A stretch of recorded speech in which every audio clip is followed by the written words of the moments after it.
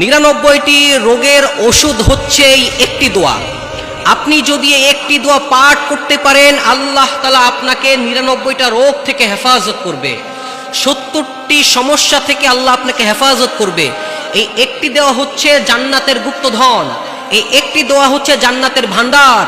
নবীজি সাল্লাল্লাহু আলাইহি ওয়াসাল্লাম হাদিসের মধ্যে বলেন যে এমন একটি দোয়া আছে, এই দোয়াটি যদি কেউ আল্লাহ তাআলার উপর তাওয়াক্কুল করে করতে পারে, তাওয়াক্কুল করে আমল করতে পারে, আল্লাহ তাআলাই আমলের উসিলায় তার সমস্ত বিপদ আপদ পেরেশানি থেকে তাকে হেফাজত করবে, তার সমস্ত সমস্যা আল্লাহ তাআলা দূর করে দিবে, তার সমস্ত ঔষধ রোগ বালা মুসিবত থেকে তাকে হেফাজত করবে।